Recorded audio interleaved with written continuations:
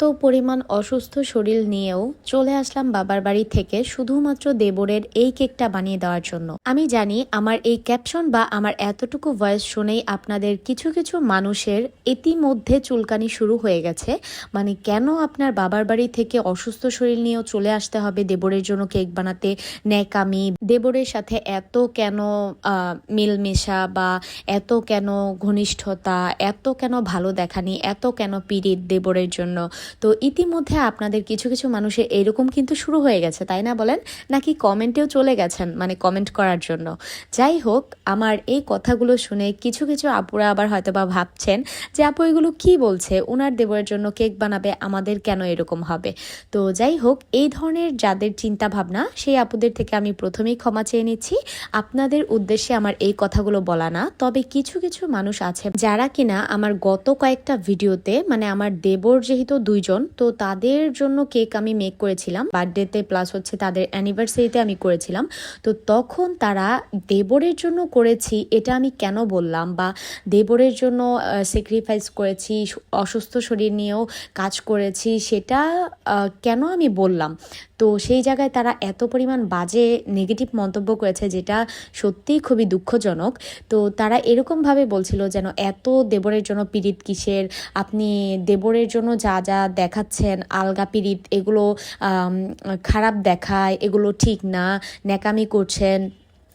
মানে আরও অনেক বাজে বাজে ইঙ্গিতে কথা বলেছে কয়েকজন আপু, বিশেষ করে আপুরাই বেশিরভাগ কমেন্টগুলো করেছে।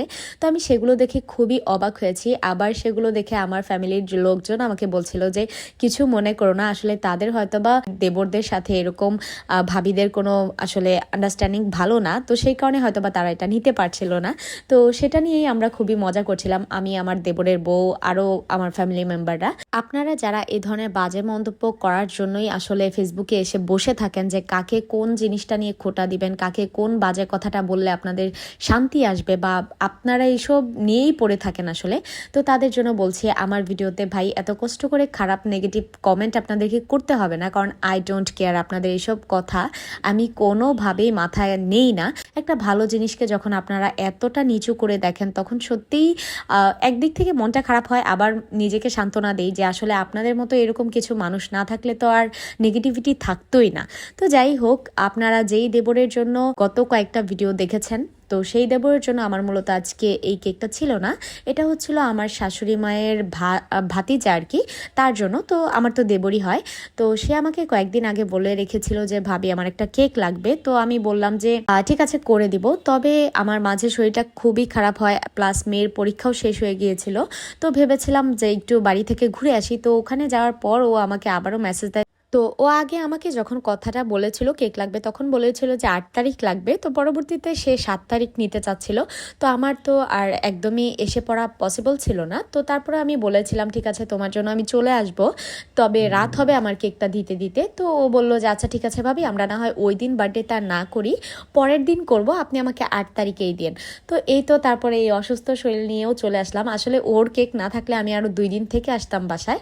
তবে কি আর করার, যেহেতু সবসময় ওরা আমাদের সাথে থাকে না, তো ব্যাপারটা চাইলেও আসলে না করা যেত না। আর লাস্টলি সে এসে কেকটা নিয়ে যায়। যাই হোক, আমার এই ভিডিওটা দেখে যাদের চুলকানি শুরু হবে তারা প্লিজ ওষুধ খেয়ে নেবেন। আর হ্যাঁ, যারা আমাকে মনে হবে যে না আমি ঠিক কাজ করেছি, তাদেরকে জানাই মন থেকে অনেক অনেক ভালোবাসা। সবাই ভালো থাকবেন। আল্লাহ হাফেজ।